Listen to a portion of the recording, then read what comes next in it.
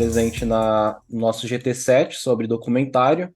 Aqui no grupo a gente vai ter 4 apresentações, começando com a apresentação da Giovana Custódio Pavã de Fátima, com o Jamer Gutierrez de Mello, chamada Relações e Alteridades entre a Ficção e o Documentário no True Crime, uma análise às obras sobre Jeffrey Dahmer. Depois vamos passar para o Geraldo Bly Rosman com a apresentação Bolívia Online, um documentário feito ao acaso. Em terceiro, a Juliana Santoro Miranda, com os curdos na fotografia, perspectivas jornalísticas, documentais e cinematográficas sobre um povo. E fechando então a nossa mesa, a gente vai ter a professora Maria Inês Carlos Magno, que inicialmente foi designada para outro GT, mas pela proximidade, como ela só podia apresentar hoje, veio para o nosso, é uma honra ter ela aqui, com a pesquisa Janete Claire e Dias Gomes, o que o rádio uniu, só a morte separou, e a crítica onde entra nessa história. Então, para começar, a Giovana, tá com você a palavra. Boa tarde, gente. Meu nome é Giovana. Eu fiz parte do projeto de processo de criação documental, mapeamento de novas formas de registro e estratégias narrativas no audiovisual. O orientador foi o Jamer, que está com a câmera ligada aí, e eu sou estudante de jornalismo na Universidade Anhembi Morumbi. E eu deixei também meu e-mail para contato, caso alguém precise, enfim.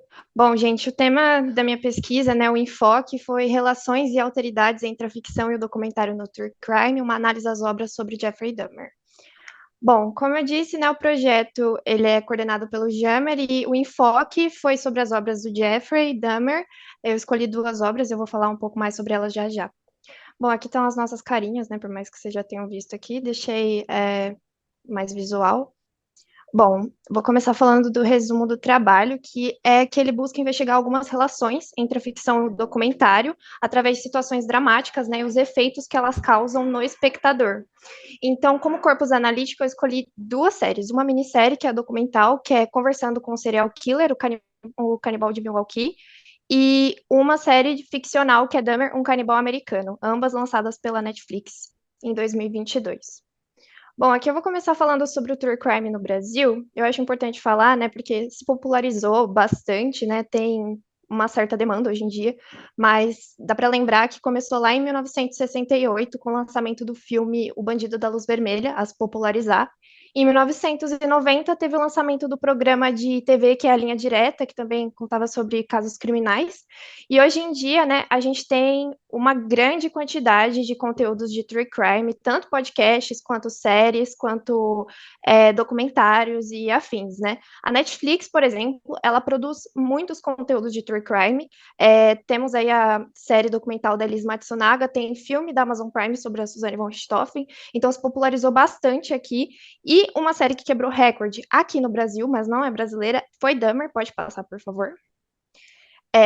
No ano passado, quebrou série de maior audiência lá na Netflix, até ultrapassou Stranger Things, né? E fez muito sucesso também pela divulgação, pode passar. E também, junto a ela, lançaram Conversando com o Serial Killer, o Canibal de Milwaukee, que é a série documental sobre o serial killer, né? Tem a série ficcional e essa é a documental. Tem uma outra dessa edição também, que é Conversando com o Serial Killer, do Ted Bundy, dirigido pelo Joey Berlinger também. Bom, vou começar falando sobre o Jeffrey um pouco, porque eu acho interessante falar um pouco sobre ele antes de começar a falar sobre as obras, para quem não conhece. Tá? Ele nasceu em Milwaukee, em Wisconsin, nos Estados Unidos, em 1960. E o Jeffrey era filho do Lionel Dahmer e da Joyce Dahmer. E em sua infância, o assassino ele desenvolveu interesse por animais mortos, ele praticava taxidermia com o pai, né? E em sua adolescência, ele foi alvo de bullying, mas ele também praticava bullying com pessoas que tinham paralisia cerebral. E ele também teve problema com alcoolismo. Bom, sobre a trajetória criminal do Jeffrey, bem resumidamente aqui, o Jeffrey matou e cometeu atos canibalísticos a 17 homens ao longo de sua trajetória criminal. É válido lembrar também que o alvo dele eram homens gays negros, né, em sua maioria. Ele foi condenado apenas a 16 vezes à pena de prisão perpétua em 1991 e em 1994 ele foi espancado até a morte em prisão. Bom, falando agora sobre as obras individualmente, né? Vou começar falando sobre a série documental, que ela contém 3 episódios e não tem um tom opinativo. Já começo falando sobre isso porque O diretor, ele deixa tudo ali para o espectador depois de colocar na cabeça e começar a pensar, refletir mesmo. É bem cru, é uma forma assim que, por exemplo, tem trechos de entrevistas com o próprio Jeffrey Dahmer e a advogada dele na época, antes dele ser condenado, ele fez algumas entrevistas. Então tinha trechos e em paralelo a isso também tinha depoimentos de vítimas, familiares, investigadores, pessoas envolvidas no caso. Então intercala entre uma coisa e outra. E também, além disso, tem registros da infância e adolescência do assassino. Então, assim, fotos, vídeos, tudo que tem de registro está no documentário. E, além disso, também tem detalhes dos conflitos familiares da adolescência dele, conta crime a crime também que ele cometeu. Então, todos os registros, toda a apuração, investigação tem também. E, assim, os detalhes de conflitos familiares que são falados é que ele não era tão próximo do pai, porque ele era um pesquisador químico e a mãe tinha um problema de saúde severo, assim, saúde mental, então eles também não tinham muito contato. Então a infância dele era um pouco conturbada, foi o único trauma que foi assim visto, né, de infância, porque os pais brigavam muito. Então foi uma coisa que influenciou na infância dele. Agora, falando sobre Dahmer, um canibal americano, que é a série ficcional que fez bastante sucesso, ela contém 10 episódios e ela possui um tom opinativo. Eu digo isso porque os personagens, eles exalam muitas opiniões ali, um tom opinativo, assim, que a produção quis trazer. Então, muitas pessoas, assim, às vezes tomam frente do que esses personagens falam, né, e se identificam com a opinião que eles têm também. Então, assim, eu vou começar falando o que não é real na série, para já dissecar aqui. Bom, no documentário é dito que o Dahmer nunca namorou. E ele nunca teve um relacionamento afetuoso, ele era muito solitário. Já na série, tem umas cenas que mostram o relacionamento dele com o personagem que foi uma das vítimas dele, né? Mas no documentário isso é desmentido, que não aconteceu, e que também eles foram vistos juntos, mas eles não namoraram. Então, assim, essa dramatização ela só acontece na série, essa parte de relacionamento afetuoso. Outra coisa também é o contexto da vizinha, né, que é a Glenda, que ela está inserida. Porque, assim, a Glenda, na verdade, ela não existe dessa forma que nem na série, porque na série ela é vista como heroína. Mas, na verdade, ela é inspirada em duas pessoas, que é a Glenda Cleveland, que não é vizinha, ela mora em outro prédio. E a Pamela Bass, que é a real vizinha. As duas deporam contra ele. Então, assim, foram misturas de duas pessoas ali para concretizar um personagem. E outra coisa que é mentira, assim, na série, que o documentário, ele desmente isso, é a relação do Jeffrey com os pais dele. Porque, assim, na série, eles têm momentos juntos, é mais dramatizado, então parece até que ele não teve problemas, tantos problemas na infância assim. Mas, na verdade, eles não eram tão próximos, o documentário prova isso. Bom, agora falando um pouco da construção do personagem, o Dahmer na série, ele é muito sedutor e comunicativo, extrovertido. Mas na realidade, no documentário, nos depoimentos, mostram que ele sempre foi muito solitário, não conversava muito com as pessoas, ele sempre foi uma pessoa muito retraída. Então, na série, isso é diferente. Ele exala um olhar assim de suspense. Todo lugar que ele passa tem um ar de suspense. E na verdade ninguém tinha medo dele. As pessoas só falavam que ele era solitário e até não esperavam que ele ia cometer todos esses crimes, sabe? Então, a construção dele mostra que ele é mais extrovertido, tanto que tem uma cena inicial no primeiro episódio, que é no Clube 219, que inclusive foi um clube que realmente aconteceu os crimes, ele caçava as vítimas lá. Então, o clube inspirado, que tá na série, ele é real. Então, lá nesse clube tem uma cena dele dançando, e além de dançando, conversando com um grupo de pessoas. E depois foi desmentido no documentário que ele não abordava muitas pessoas e ele também não dançava. O que, que ele fazia era rondar a boate, era uma boate gay, então ele rondava, e aí quando estava no final da festa, ele entrava, ficava no canto do bar e ele basicamente chegava em uma pessoa só, para não ter que conversar com várias ao mesmo tempo. Outra coisa que também a gente analisou assim em paralelo foi a superexposição das vítimas. Porque assim, ao que parece, a Netflix não contatou ninguém para fazer a exposição e o retrato das pessoas que estão na série. Por exemplo, a Rita Istbel, que na vida real, ela depois contra o Dahmer, ela teve uma crise de pânico, quase atacou ele. E na série tem essa cena e ela disse que ela ficou extremamente incomodada vendo isso, entende? Então, assim, basicamente, ela não foi contatada. E o pai do Dahmer também não foi, e ele disse que ele pretende processar a Netflix. E a forma como a trama é conduzida também diz muita coisa, porque ela influencia muito em como as pessoas vão ver ele. O fato da infância dele ser muito dramatizada, a adolescência também, até os crimes serem contados, é muito. É um fator influenciável para as pessoas terem empatia por ele.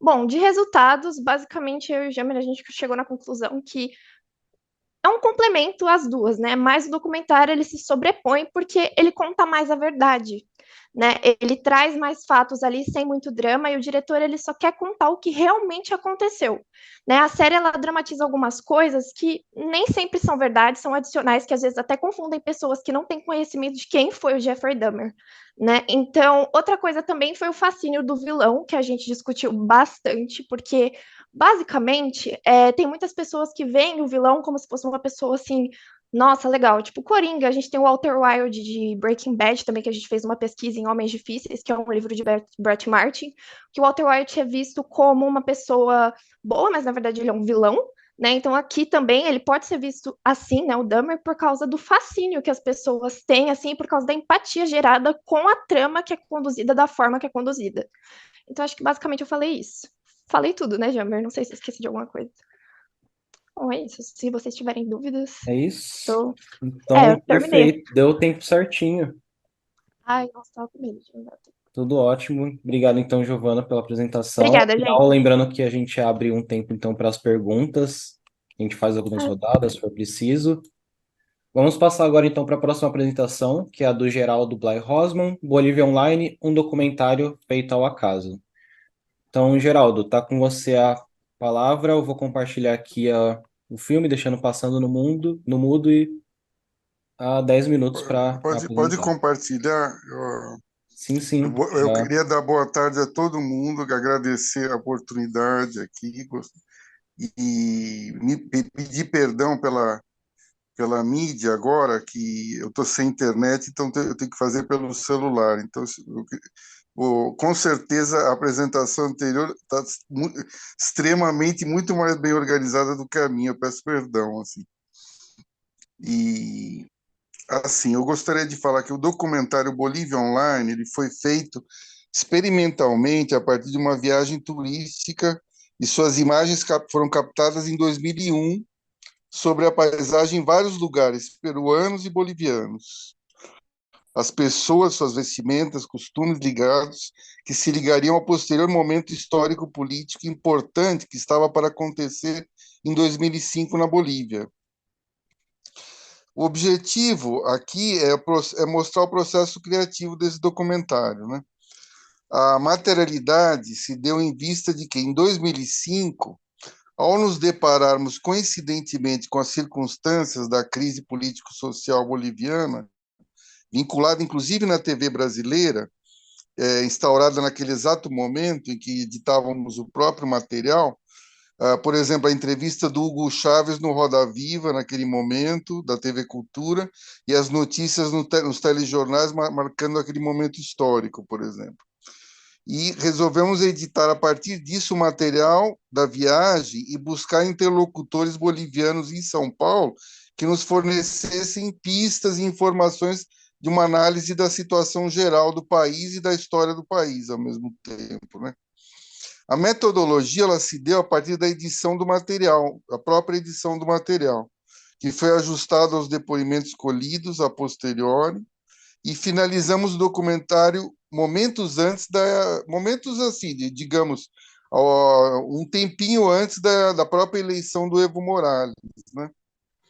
Como fomos a La Paz e principalmente as minas de Potosí, que eu vou, se você quiser botar um pouquinho mais adiante, um pouquinho mais adiante, a questão das origens coloniais e da exploração dos povos originários dali tornou-se imprescindível, já que uma das primeiras lugares foi Potosí, né, onde tem as minas.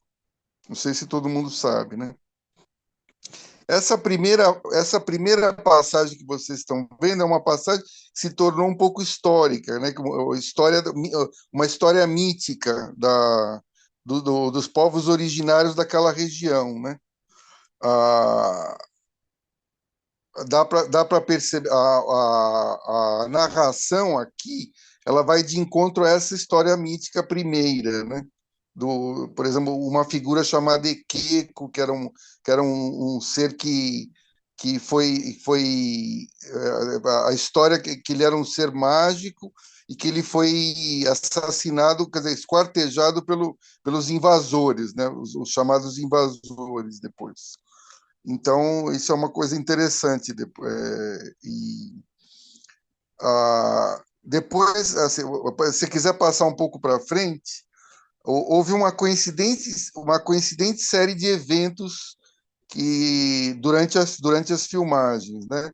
O desfile de independência coincidiu com a nossa viagem, desfiles de independência em várias cidades, tanto em Potosí quanto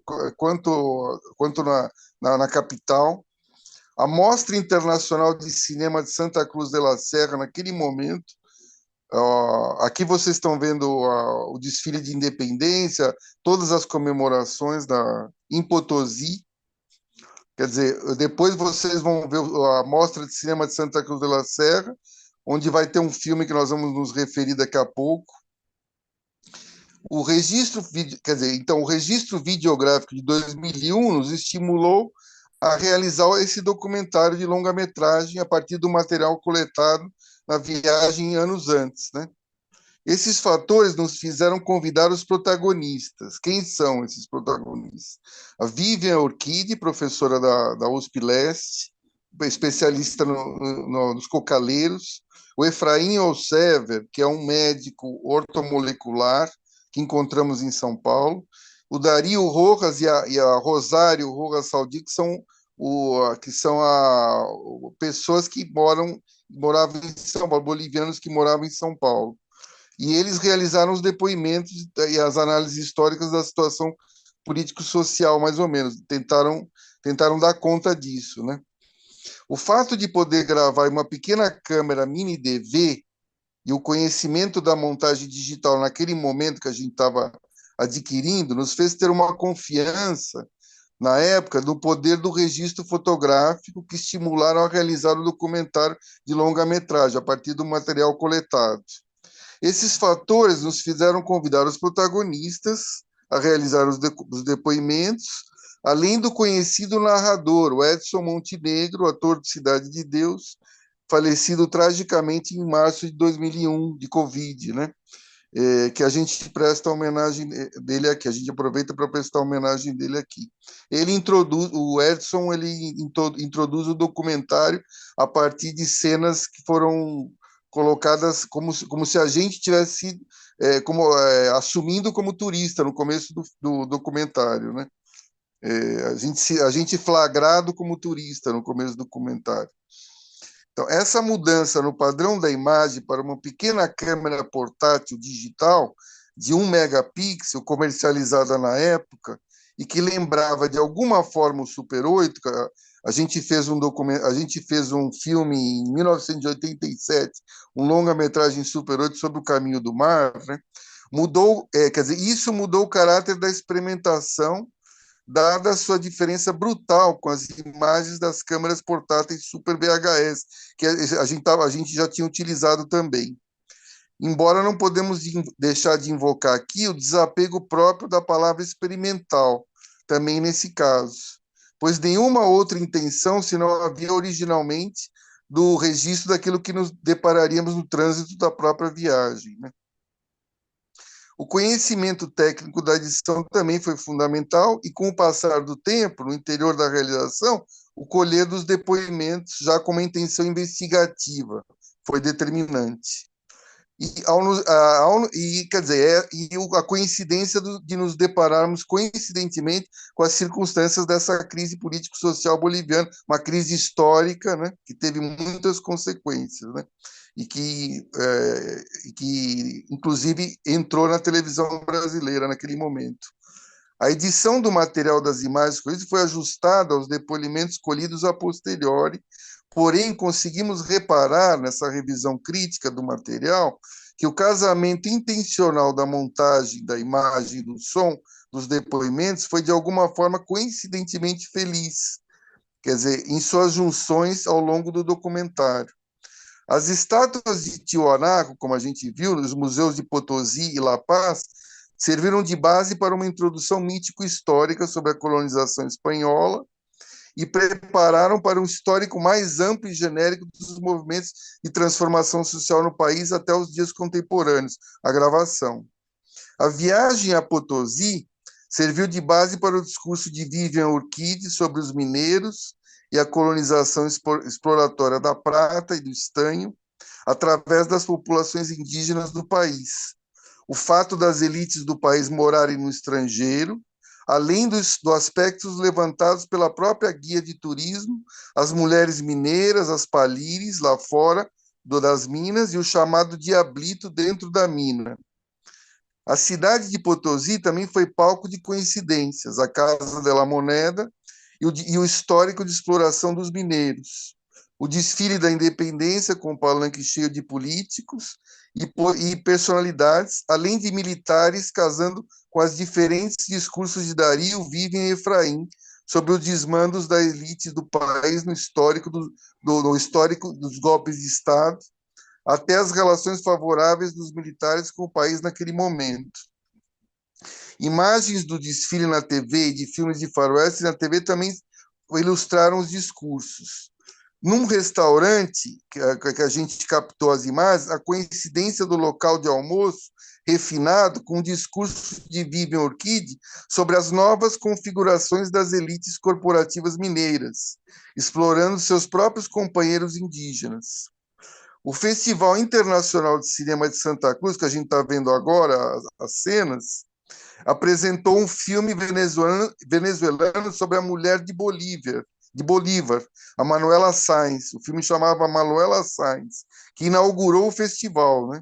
E o glamour da fauna encontrada na própria abertura do festival serviu como base de todo um discurso de Vivian sobre as elites brancas de Santa Cruz, o racismo e os processos políticos relacionados aos movimentos sociais dos camponeses, mineiros, cocaleiros, unificados pelo poder simbólico da folha de coca.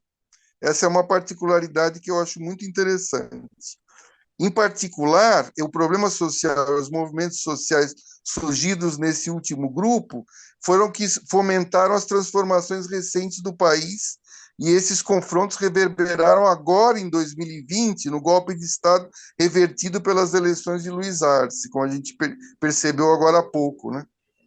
As imagens dos camponeses estão circunstancialmente ausentes no documentário, ao não ser o mascar da coca e a explicação da guia turística. As notícias captadas em vídeo sobre as tensões sociais na TV brasileira e a participação de Hugo Chávez no programa Roda Viva completaram o discurso da oposição algo neoliberal do médico Efraim Olsever, um dos depoentes. Então, todo esse material, quer dizer, ele serviu principalmente, que eu acredito hoje, para ter uma certa comparação com o processo político que tem acontecido no Brasil, né? Porque lá essa questão da junção de todos os componentes sociais, cocaleiros, mineiros e camponeses, a partir dessa configuração étnica unificada indígena, ele fez com que houvesse uma unificação desses movimentos. E no Brasil dá para perceber a complexidade, como é muito mais complexo em termos de mercado de trabalho, que é muito mais complicado essa relação da unificação. Inclusive a cooptação do exército também, lá também. Quer dizer que aqui é absolutamente, como a gente percebe, completamente difícil. Então, o documentário ele revelou, na verdade, uma comparação muito interessante dessa preconceito, por exemplo, da Bolívia como um país cheio de golpes, uma republiqueta cheia de golpes de Estado, e que nesse momento, quer dizer, desde 2016, a gente vê como a Bolívia, ela, de uma certa forma, ela se estruturou de uma forma democrática muito mais aprofundada do que o próprio Brasil, você entende? Isso é muito interessante, eu acho que no documentário. Então, mais ou menos é isso, né? Que é a configuração que se deu nesses tempos e que o documentário ele teve a felicidade de contemplar naquele momento, né? É isso. Ok, muito obrigado então, Geraldo, pela apresentação. Deixa eu perguntar, você mandou o link pra gente, mas você quer que deixe aqui no chat? O pessoal pode assistir depois. Pode assistir a hora que quiser, exatamente. Pode deixar no chat, o Então pessoal eu vou pode colocar assistir aqui a hora no, que quiser. no chat, assim o pessoal pode assistir. Exatamente. Melhor. Agradeço, viu? Agradeço você também. Então a próxima é a Juliana Santoros Miranda com Os Curdos na Fotografia, Perspectivas Jornalísticas, Documentais e Cinematográficas sobre um Povo. Ju, com você. Olá, pessoal, boa tarde. Vou tentar falar muita coisa em 10 minutos, então, velocidade 2, assim. Esse é o título do meu trabalho. Sou orientanda do Jamer. Eu só queria dizer que é uma pesquisa que eu tenho desenvolvido desde a iniciação científica, lá em 2017, quando eu era graduanda de jornalismo. Estudava Oriente Médio, né, como uma questão um pouco mais geral, e fui afunilando, cheguei no assunto curdos. No mestrado, eu fiz a dissertação sobre os curdos no cinema, né, dei algumas entrevistas para podcast acadêmico, TV Alese, que é uma TV lá de Sergipe, enfim, sobre o tema. A gente organizou uma mesa do Grupic, né, que é o nosso grupo de pesquisa. Tivemos uma mesa própria na Socine, e, enfim, só para vocês saberem como que chegou nesse tema, né. Então, o foco aqui é observar materiais de fotógrafos, né, do jornalismo, da fotografia documental, e aqui, quando eu falo de fotografia documental, não estou falando do filme documentário, né, aí entraria dentro da questão do cinema, e de diretores do cinema sobre filmes que abordam o povo curdo. A inspiração para isso é porque eu sou fotógrafo, né, sou jornalista, fotógrafo, e já era um desejo meu falar sobre fotografia no doutorado. Então, uma forma de dar continuidade, mas, né, com um enfoque que é do meu interesse.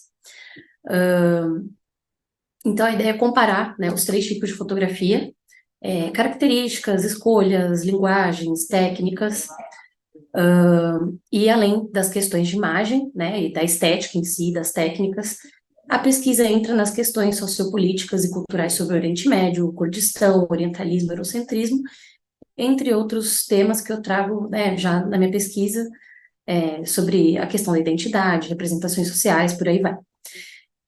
O processo de seleção do corpus, né, as fotografias, os fotógrafos, ainda vai ser realizado, eu acabei de começar essa pesquisa, e aí a gente entra um pouco na questão das diferenças, né, entre os tipos de fotografia. No fotojornalismo, a gente tem uma técnica para registrar imagens informativas, né, em um curtíssimo período de tempo, exige um alto domínio de enquadramentos, ângulos, uma agilidade e limitação quanto à manipulação de cores, né, e edição, que podem distorcer a informação, né, a ideia é que registre exatamente como aconteceu, e aqui o principal é informar os fatos, muitas vezes em complemento a um texto jornalístico. Jornais de grande circulação e agências de notícias geralmente são espaços de veiculação desse tipo de foto, e sendo o jornalismo um recorte mais superficial sobre os acontecimentos em um período curto de tempo, esses materiais, no futuro, né, podem ser usados como fontes para análises mais profundas. Então, a gente tem um elo com a história, uma questão de documentação histórica, né. Na fotografia documental, embora a gente também registre acontecimentos ou pessoas do mundo real, não há um viés, uma necessidade tão instantânea, né?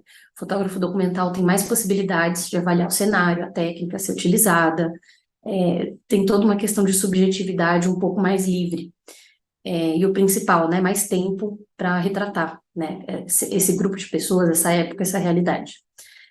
Muitos fotógrafos documentais atuam de forma independente, o que dá ainda mais liberdade, e, assim, mesmo que um fotojornalista, por exemplo, seja independente, ele tem que se sujeitar à linguagem do fotojornalismo, né? Então, para ele vender a foto dele para uma agência de notícia, para um jornal, ela não pode estar fora daquele modelo, né, que o fotojornalismo exige.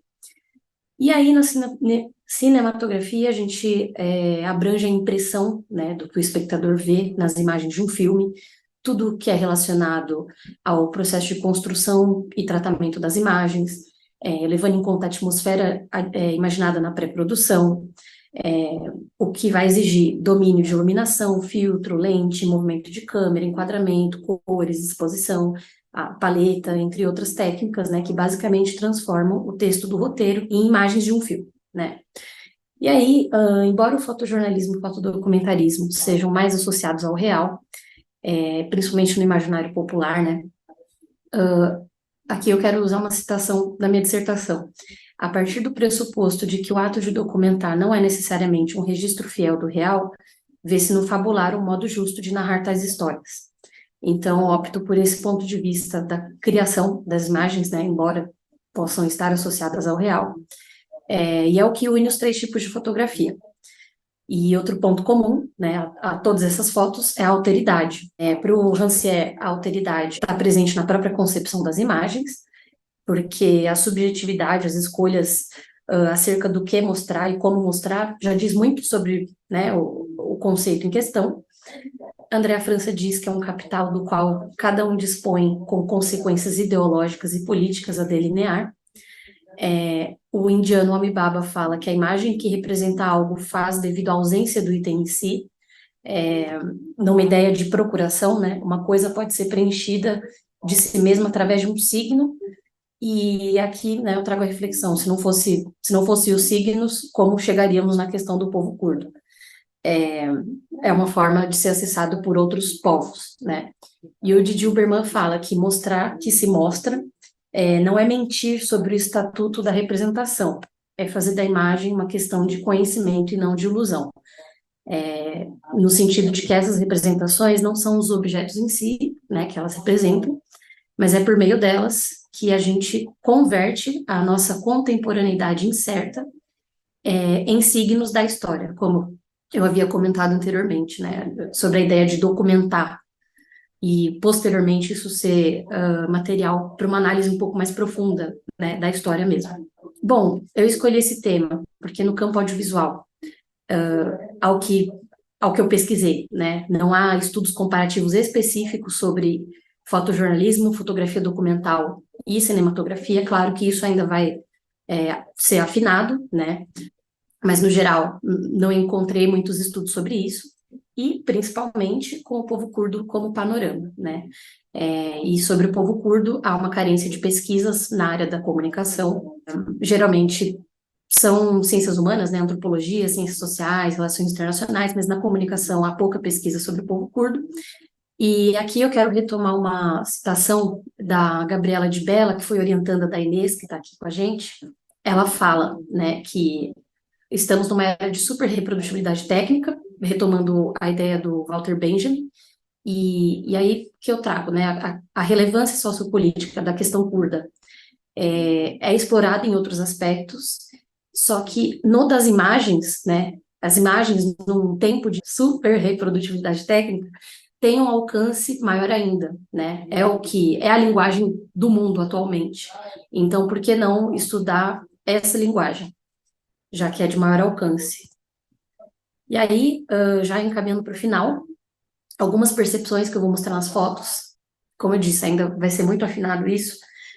Há uma semelhança em questão à postura dos combatentes em frente à câmera, tem uma ideia um pouco biográfica desses soldados. O uso da luz é semelhante, sempre tem um uniforme em destaque, até porque, né, o registro dos soldados em batalha, e cenários de plano aberto, porque tem muito a ver com o local que eles estão, é como se eles estivessem diretamente associados à região.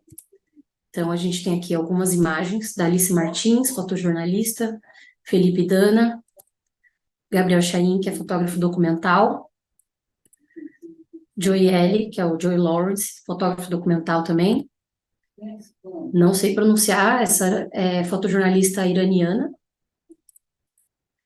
E aqui é um fotograma do filme Irmãs Separadas, de 2020, e um fotograma do Filhas do Sol, de 2018. O que pretendo alcançar, né, com essa pesquisa? Gerar uma reflexão sobre a fotografia, para além das questões meramente técnicas, né, uma reflexão um pouco mais profunda, dar visibilidade à causa, né, como eu disse. E, bom, o Didi Huberman diz, né, que as imagens nos tornam sensíveis à vida dos povos, E promovidas tais sensibilidades é como se disséssemos, eis o que é visível, portanto, o que é pensável, nas palavras de Angela Marx. Então, falar sobre isso se mostra como uma maneira de tornar o assunto ainda mais possível de ser pensado por mais pessoas. É isso. Fechou, então. Obrigado, Ju, pela sua apresentação. Vamos passar, então, para a última apresentação de hoje aqui na nossa mesa, que é da professora Maria Inês Carlos Magno, Janete Clara Dias Gomes, o que o Rádio News Só a Morte Separou. Professora, tá aí, microfone ligado, é com você, então. Ai, boa tarde. Eu ficaria aqui ouvindo vocês e as pesquisas. Não, já, que coisa linda. Um mais bonito que o outro. E, enfim, entrei nessa. E vai quebrar um pouco, né? Aí todas as apresentações, porque seria amanhã, mas amanhã eu não vou poder. E assim, a ideia é essa pesquisa, na verdade, assim, é uma pesquisa que eu estou começando agora, do ponto de vista desse estudo comparativo entre a Janete Claire e o Dias Gomes, mas mais especificamente é um estudo comparativo do que como a crítica recebeu a produção de uma novelista e a produção de um dramaturgo. Daí eu fiquei assim, pensando, falei, eles produziram na mesma época, né? Escreviam, eram casados, e a gente pouco sabe, não é? De uma, ou sabemos, mas quase isso nunca vem num estudo mais sistematizado, que agora eu quero ver se eu consigo fazer, mas são as trajetórias deles, né? E aqui me interessou bastante, né, a ideia do rádio, porque realmente eles se conheceram nos corredores da rádio difusora e viveram 33 anos a partir desse encontro, que foi um encontro aqui, né, quase que foi casual, mas sem que o acaso aqui não existe. E aí foi mais uma ideia de trazer, né, esse encontro deles no rádio, que a gente fala, a Janete Claire, novela, né, o Dias Gomes, o teatro, a novela, né, a censura, e ela, a grande titia, né, a folhetinesca, né, e a usineira de ilusões, que era a forma como a crítica se referia a ela, ou uma parte da crítica se referia a Janete Claire. Quer dizer, e aí me interessou justamente a recepção, né, como é que essa crítica entendeu as duas produções, né, dessa dupla. Então, assim, mais, né, eu vou ler, tudo bem? Para poder dar tempo, porque senão eu fico bagunçando. Bom, Janete Claire, o que o rádio uniu e só a morte separou, né? E eles realmente conviveram com o rádio, com a televisão até o fim. A Janete Claire nasceu, Janete Stockweimer, em Conquista, né, uma cidadezinha do Triângulo Mineiro, em 25 de abril de 1925. Dias Gomes, ou Alfredo de Farias Dias Gomes, nasceu em Salvador em 19 de outubro de 1922. Janete e Alfredo, como Eduardo e Mônica, da música do Renato Russo, tinham tudo para não dar certo, mas as tramas da vida se aproximavam das tramas mesmo de uma novela, em que as personagens centrais estavam predestinadas a se encontrar, né? Um encontro que nem os 1.800 quilômetros de distâncias entre eles impediu que acontecesse. E esse encontro entre eles vai acontecer exatamente nos corredores da radiodifusora, estação, né, que era dos Diários Associados, onde a Janete Claire era locutora e radioatriz. E não foi um amor à primeira vista, não é? E aí o Arthur Chechel descreve, o Arthur Chechel era um dos críticos ferozes da Janete Claire, e 15 anos depois ele vai escrever um livro, né, de retratação chamada Janete Claire, a usineira de ilusões, e aí ele traz muitos aspectos da vida dela. E por que esse amor parecia assim uma coisa, não foi amor à primeira vista, né? E aí abre aspas aqui, não é, a fala dela. era impossível convencer alguém que aqueles dois tivessem sido feitos um para o outro. Janete não gostava de política, Dias estava começando a namorar o Partido Comunista, ela era católica praticante, ele ateu convicto. Dias só pensava no teatro, na literatura, o rádio para ele era para ganhar dinheiro, e Janete fazia rádio porque gostava e tinha mais, né? Ela dizia, a Janete Claire, ele é um camarada muito antipático, muito gozador, muito irônico. E não suportava, né, também aquele bigodinho que ele tinha, né, no período aí da vida dele. E a ideia, então eles tinham tudo para não dar certo, né? Ele era casado quando eles se conheciam, né? Também quando se conheceram. E aí começou a me interessar essa parte aí. Mesmo com trajetórias diferentes, tanto Janete como Dias Gomes tiveram o rádio presente em suas vidas. Ela, desde criança, frequentava os programas da Rádio Clube Heard, de Franca, primeira emissora do interior. Ela cantava, ela imitava franceses, imitava árabes, não é? E ele, não é? Desde os 13 anos, ele escrevia, né? Os contos. Aos 15 anos, ele recebeu o primeiro prêmio, né, de literatura, e cada um vivia num lugar muito diferente, não é? E como a Janete chega ao rádio, né, também foi por acaso, no caso dela. Ela trabalhava desde os 13 anos numa fábrica de café, né, com 13 anos, e depois ela vai ser balconista, né, nas lojas americanas de Santos. E ela sempre datilografava muito, não é? E ela chega à rádio por acaso mesmo. Ela tinha uma irmã que era barítono, assim, muito, e ganha um concurso, né? E ela vai com a irmã para a rádio, e aí, porque a irmã ia lá para ganhar o tal do prêmio. E nesse tempo, um dos donos da rádio, ele pergunta se ela não quer fazer um teste de locutora, a Janete Claire. E ela faz o teste e as duas saem empregadas da rádio, e a partir daí, nunca mais ela deixou a rádio, né? Ela só deixa o trabalho na rádio quando ela entra definitivamente e com muito trabalho e muito esforço para a televisão, porque foram muitas portas sendo fechadas também para a entrada dela, né, na televisão.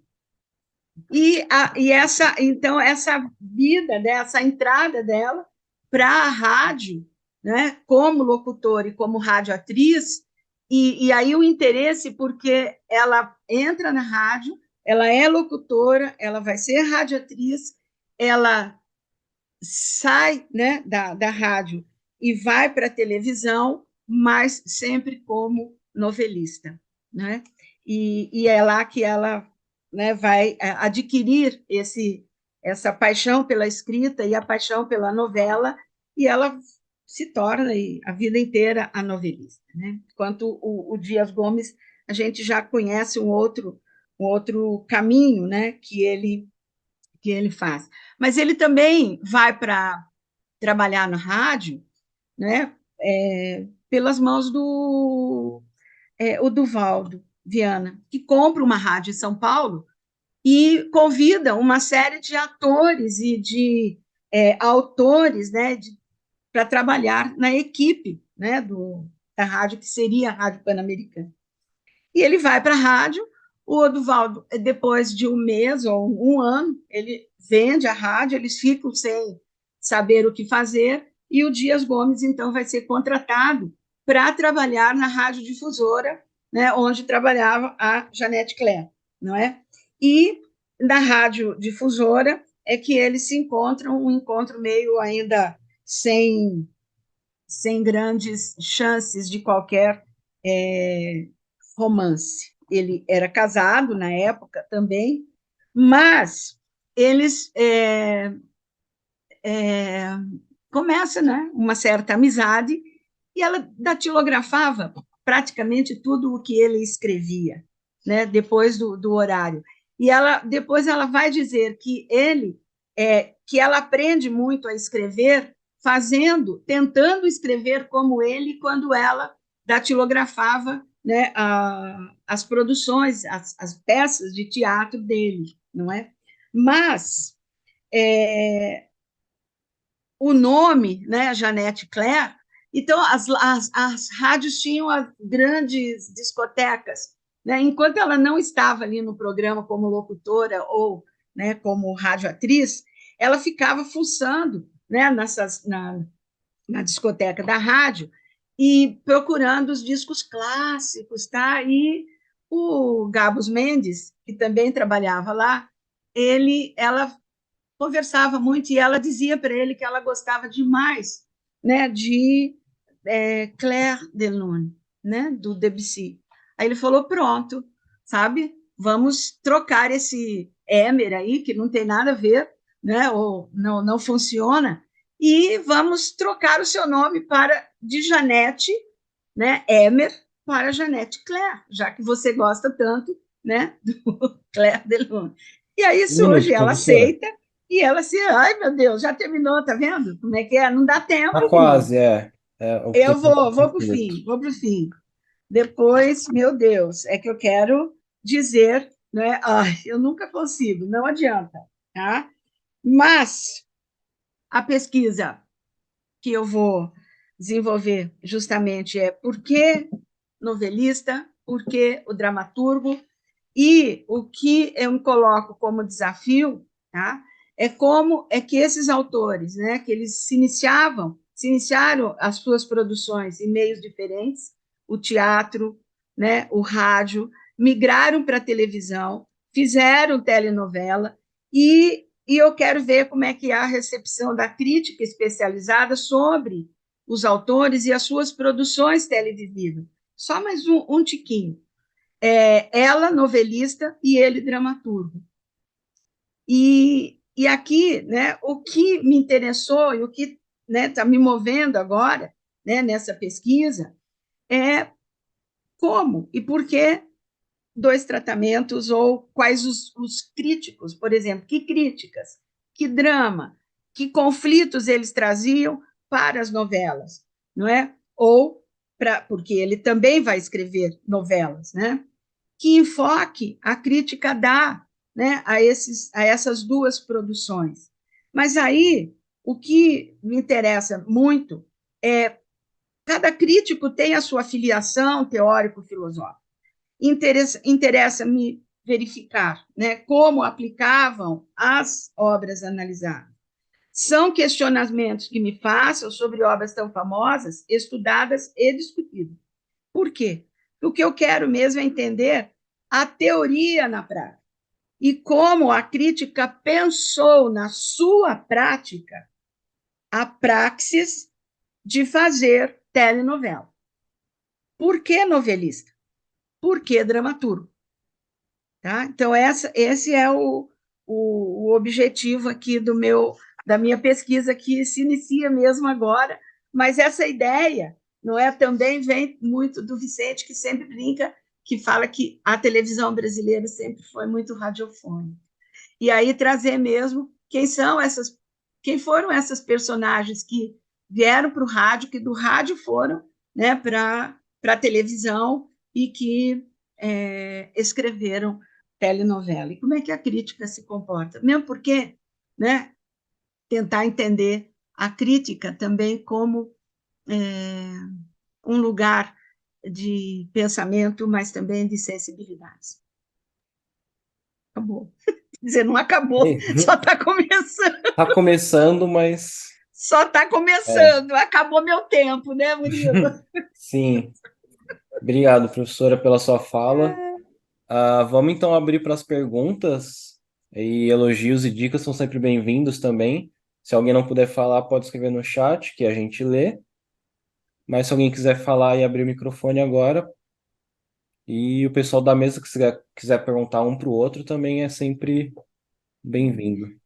Alguém quer Eu só queria comentar que eu amei as duas pesquisas, muito interessante da Gi, Nossa, aquela coisa assim, realmente de pegar a atenção da gente, porque o tema é meio cabuloso, meio, não sei, prende demais. E a sua também muito linda, Inês. Adorei.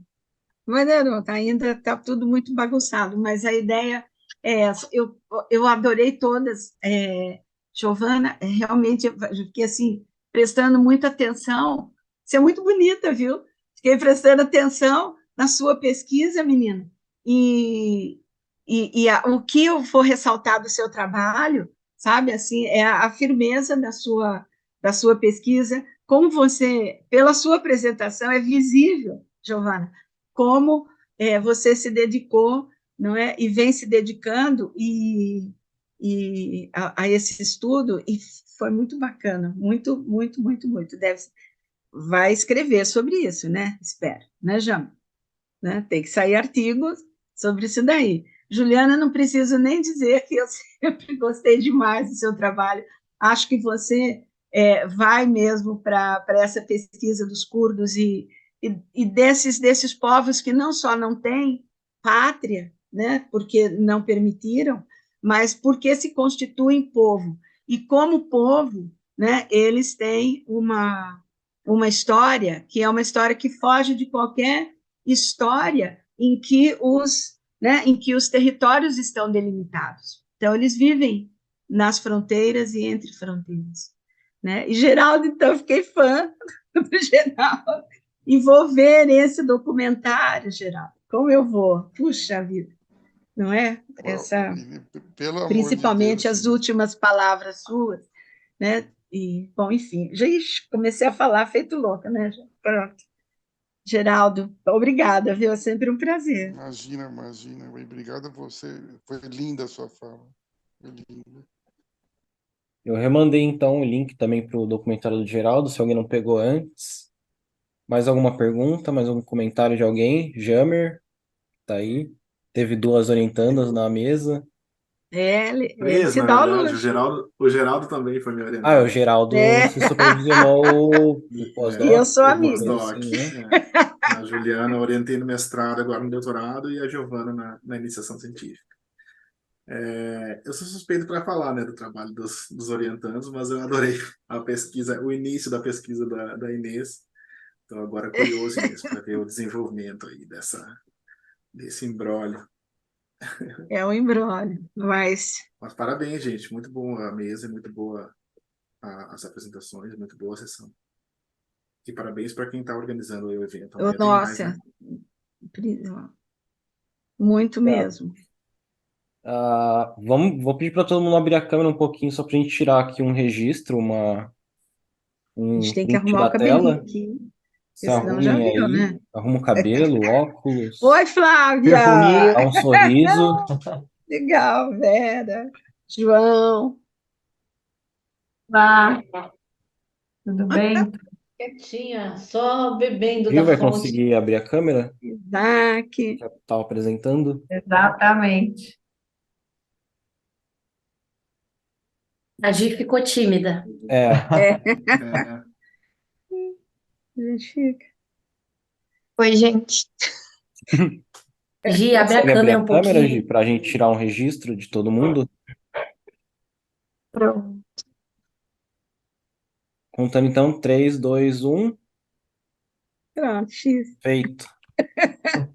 Quero agradecer então também todo mundo que está aqui, para não só os apresentadores, mas quem veio assistir também.